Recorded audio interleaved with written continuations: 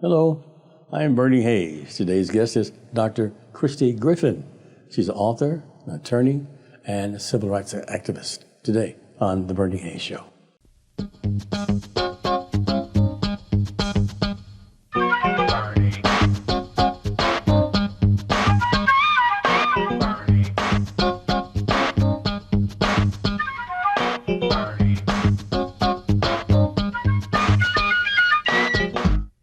And welcome back. Dr. Christi Griffin is my guest. She's an attorney. And today we're going to be talking about the state of public safety in St. Louis. Dr. Griffin, welcome. Thank you. Welcome. So nice to have you back. And it's wonderful to be back. And we have the Ethics Project, which you're founder of and president, says the state of public safety in St. Louis. Could you tell us about what that's about? The state of public safety in St. Louis is exactly what it says. Okay. We have reached a point where crime is reaching an escalated level.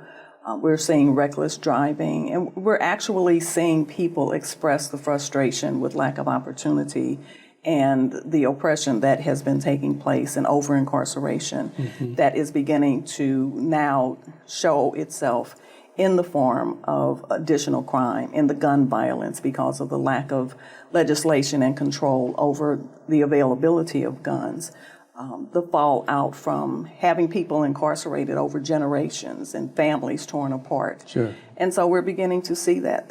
People are beginning to act out of that anger, act out of the mental illness that has resulted. And it's time that we start having a different conversation about how we address crime and what causes crime and how it impacts our children. And you're presenting a program to address this situation. We are presenting a program to address this situation. We are inviting the entire community. Of course, we cannot accommodate everyone in the community, but we are inviting everyone in the community. We want young people to attend. We want our elders to be there. As you know from over the years how much has changed, that there was a time when we could leave our windows open during a beautiful summer day, leave our doors unlocked, walk to the store, walk the streets at night, keep our doors unlocked. Sure. And all of that has changed. Sit on the front porch and just enjoy, a nice evening and talk to your neighbors and see the kids playing outside. Right. And that has been taken away from elders. They're locked behind doors, they're locked behind bars. And so we want all of the residents to come out, including our elders, to be a part of this conversation. When is it going to take place and where?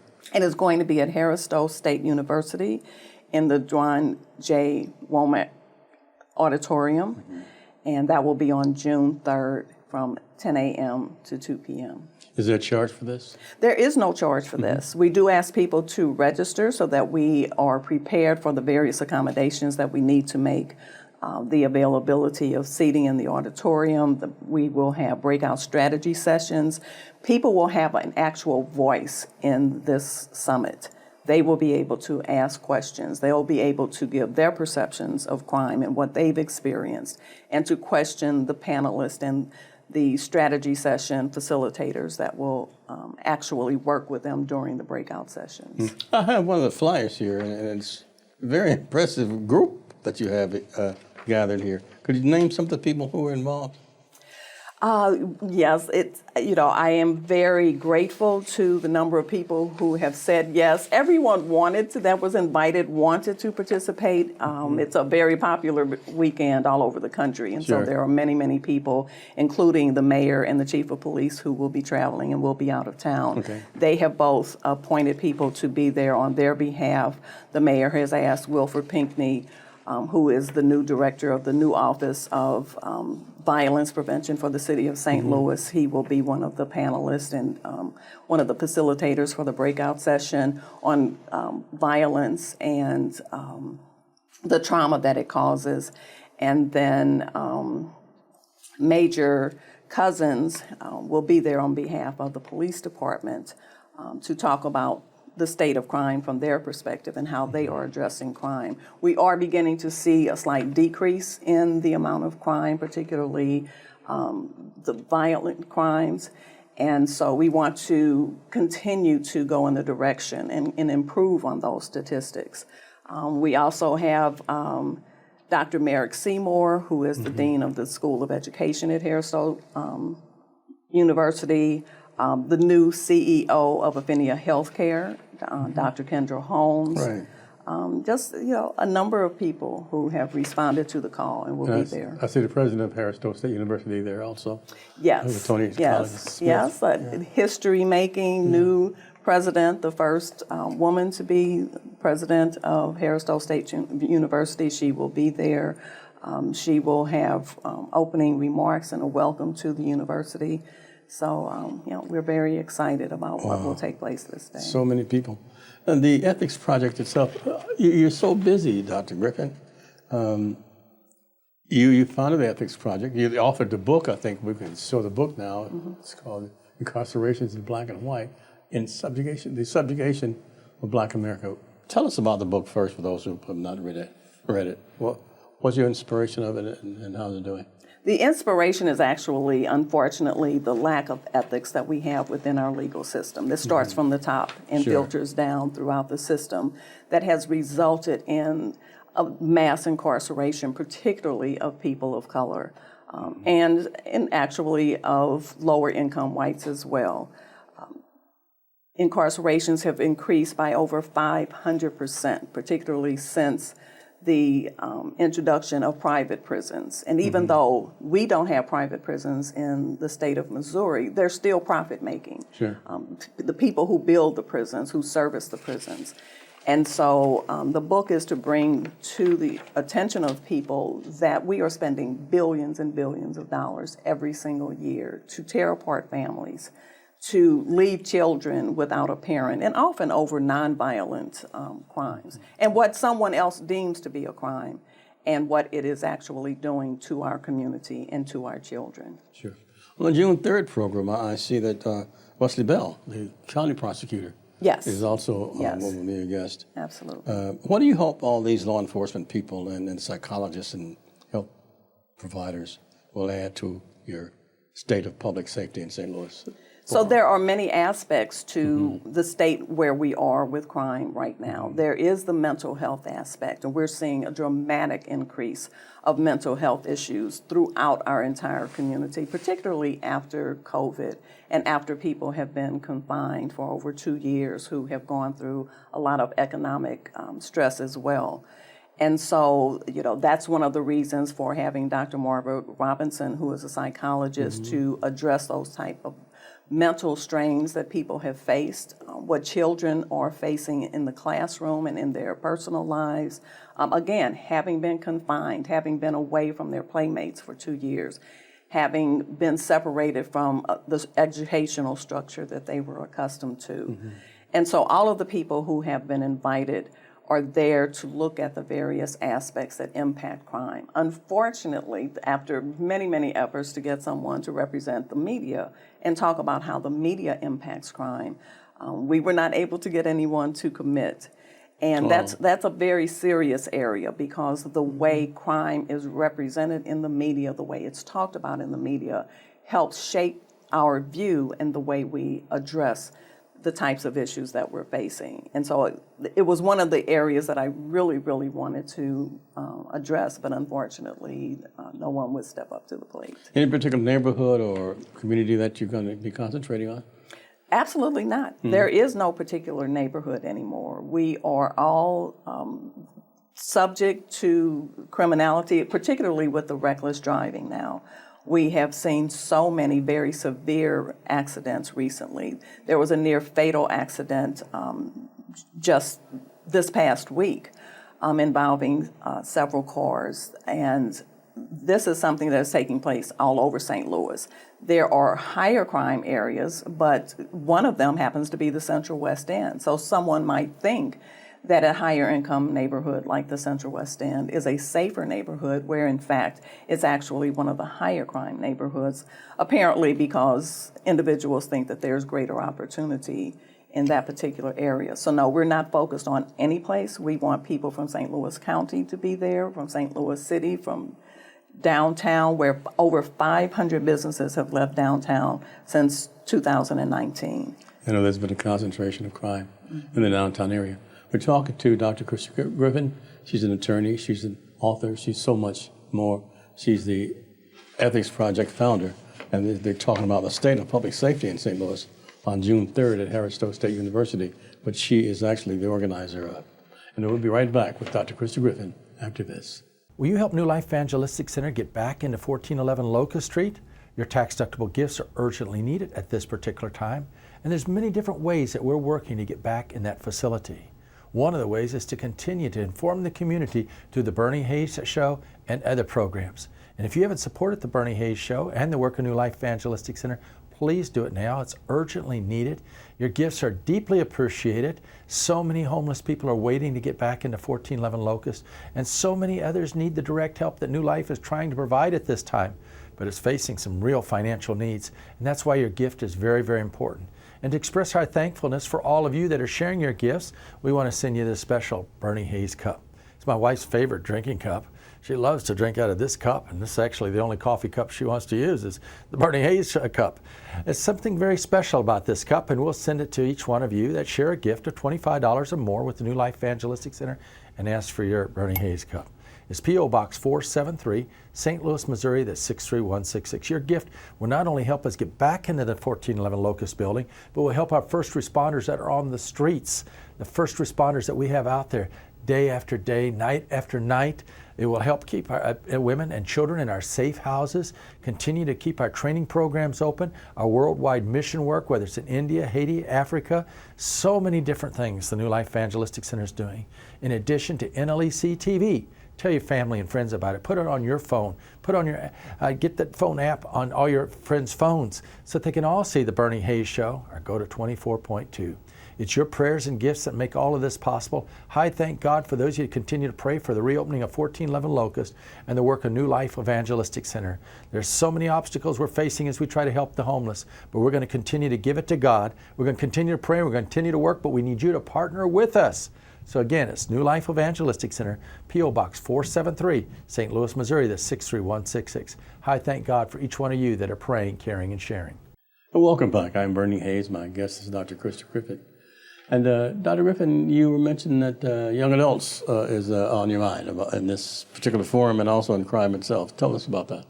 So we want young adults to be involved in this summit. We want them to attend. We want to hear their voices. We want to hear their perceptions and their suggestions. You know, young people have led change in this country for decades. They were the leaders during the civil rights era. They were the ones that were out protesting. They were the ones that were on the street during Ferguson, which is still to this day the longest protest in U.S. history. And so we want them to be there. I know it's pretty early for young people to get up, teenagers, high school students to get up in the morning, and college students, but we really want to have their presence and their leadership. They will continue to be the leaders. They're leading now, and we want them to be able to hear from older people and strategies that have worked in the past and incorporate those into what they're doing now. And we want the older people who will continue to lead as well to hear from the wisdom of the young people. So it's very important. And we're also concerned about children who are often left out of the conversation about crime, often left out of the conversation about punishment. We are so quick to want to incarcerate, but that always leaves a void in the life of a child, whether it's an uncle, a brother, sister, mother, father. That leaves a child who had absolutely nothing to do with that crime. Wow. It leaves a void in their life, and we are seeing the impact of that in the classrooms and when they reach not just teenagers. If you remember several months ago, there were 11 and 12-year-olds walking through Lafayette Square with assault weapons in their hands. Sure. I mean, they could have easily have been gunned down by a police officer who felt fear for their life. And so this is something that is beginning to have an impact. It's always had an impact, but it's beginning to have an impact that is being evident in the classroom as well as on the streets. Mm-hmm. So how are we going to contact, for those who don't know, join us later, we're talking about the state of public safety in St. Louis at Harris-Stowe State University on June the 3rd from 10 a.m. to 2 p.m. It's going to be the Dwan Warmack Auditorium and Conference Center. And that's in the Henry Gibbons building on the second floor, the big auditorium there. Yes. So How did you go about getting so many people to participate? I mean, you've been working pretty hard. I mean, Ethics Project, how many people work for the Ethics Project in your office? Actually work for the Ethics Project is me. It's you. So this is collaboration of Christi Griffin, is that right? Well, we have a great board. I have to give credit to our board as well, who are people who are very involved in the university, in the community. Sure. We're going into our 16th year. The Ethics Project was founded in June of 2007, so this will be our 16th year. And it's been important that we set an example, and that throughout the years, that once we are committed to doing something, we see that through. And I think that reputation has been seen in the community, and people know that if we're going to host an event, that it's going to be one where thought and time has been given. And it's going to be something that is impactful for the community. And so, through the years, over, 23 years of practicing law, almost 16 years of the Ethics Project, there's been a lot of relationships developed. Right. And You've developed quite a few. And the state of public safety in St. Louis, they're changing the conversation on crime, safety, and growing violence. Now, for one who wanted to participate or get more information about the June 3rd conference, how can they reach you? so the email address is theethicsproject@gmail.com. Okay. And our telephone number is 314-495-9528. And tickets, reservations, registration is www.hssu.edu/tickets. Okay. And that's where people can register for free. There will be a lunch available. People don't have to purchase a lunch, but they will be able to purchase a lunch. If they want to bring lunch, that will be fine as well. If they don't want to have lunch, we will have working breakout lunch sessions. So there will be a lunch available that is on the website as well. So the details about the strategy sessions will be on that website, as well as registration. Okay, let's go through that again now. You have a phone number and a website and an email address. Yes. Perhaps we can go through those again. What phone number? The phone number is 314-495-9528. And ChristiGriffin.com, what is that? ChristiGriffin.com is basically my speaking website, where it shows a number of different arenas where I speak. It talks about the book. And so it's a little bit separate from the Ethics Project, but it involves the type of work that I do personally, which is directly related to social justice as well. Exactly. Yeah. And I think probably the most important thing for people to remember is where to register, which is www.hssu.edu/tickets. HSSU meaning Harris-Stowe State University. Exactly. I guess they can call there 314-340-3366 for more information on that too. It would probably be better to call the Ethics Project. Yeah, so I'm thinking. Yes. Yeah. Okay, and once again, you have a website and an email address. What are they? The website is theethicsproject.org, and the email address is theethicsproject@gmail.com. Okay, that's what I'm trying to get. How did you choose the people that are going to participate in the June 30th event? Again, these are individuals that I have developed a relationship with over the years. I know their dedication to the community. Dr. Merrick Seymour, who is the Dean of the College of Education at HSSU, was actually recommended by Dr. Kelvin Adams, who I worked with for well over a decade when he was superintendent of the St. Louis Public Schools. He is now the Associate Dean at Harris-Stowe State University, and so he recommended Dr. Seymour. I have not met Dr. Seymour. Dr. Adams and Dr. Seymour and I had a conversation last week. But the other people, for the most part, I've had a relationship with.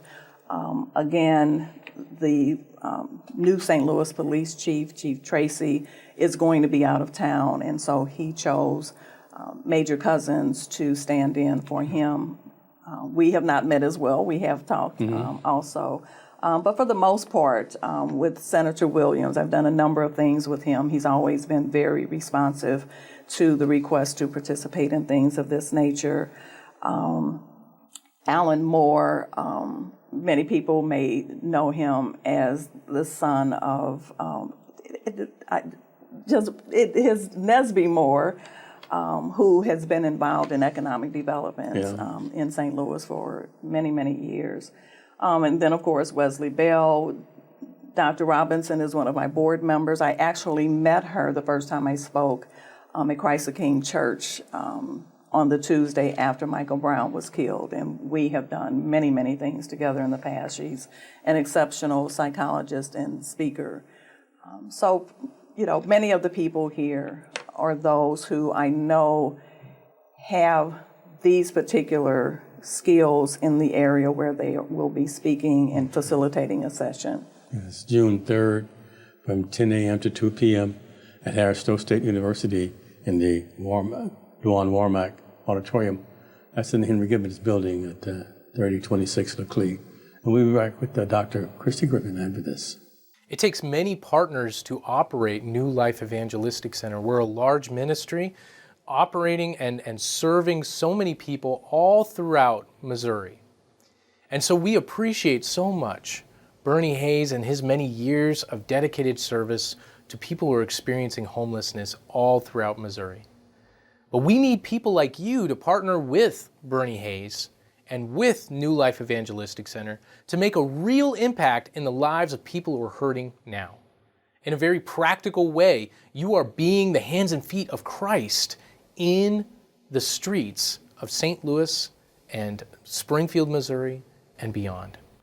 So I want to thank everyone who is partnering with New Life Evangelistic Center. I want to challenge you to get involved today for the glory of God and the good of others in our community. Thank you so much, and God bless those who are making a big impact on the lives of hurting people.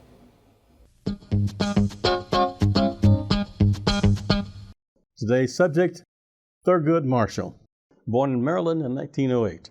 In 1930, he applied to the University of Maryland Law School, but was denied admission because he was black. Thurgood sought admission and was accepted at the Howard University Law School that same year and came under the influence of the dynamic new dean, Charles Hamilton Houston.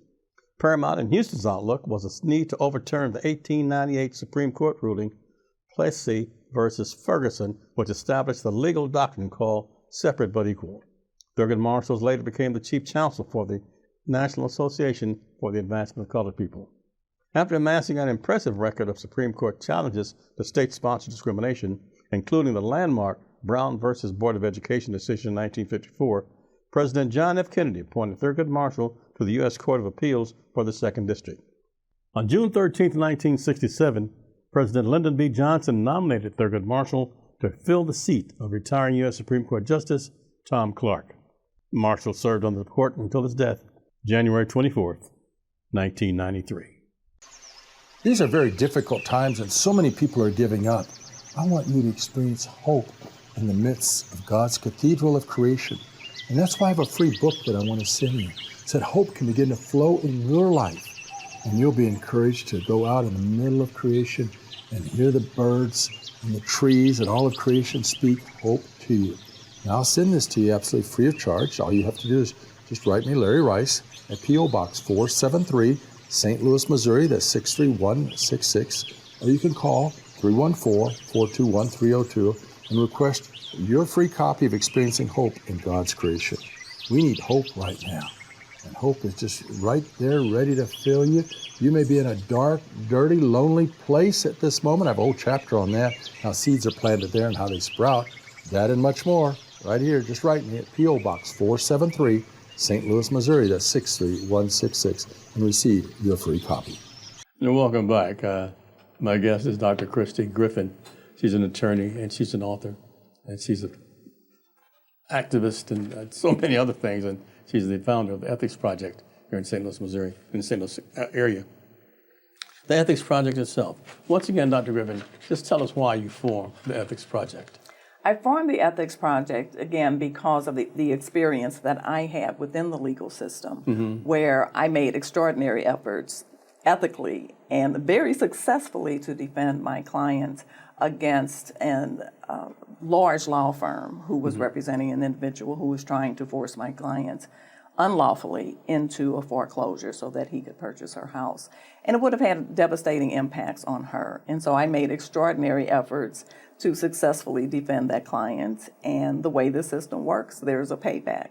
And during that process, I actually saw a lot of lack of ethics from the very people who point fingers at the so-called criminals. Sure. That has much more of an impact on the entire community. And I think what we are seeing now with this effort to take over the City of St. Louis Police Department, with this nonstop effort of distracting our prosecuting attorney, Kim Gardner, from doing her job, and then the relentless attacks, once that mounted over the years of just constant relentless attacks on her office, and seeing her be removed because she refused to over-prosecute within our community. Sure.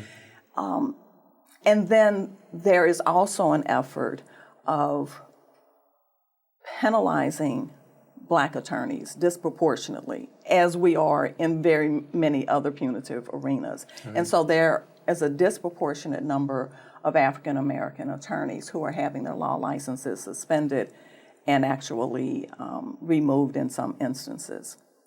And it all appears to be just an overall effort to weaken the Black community, to put us in a situation where we are constantly without opportunities. We are constantly being directed into poverty.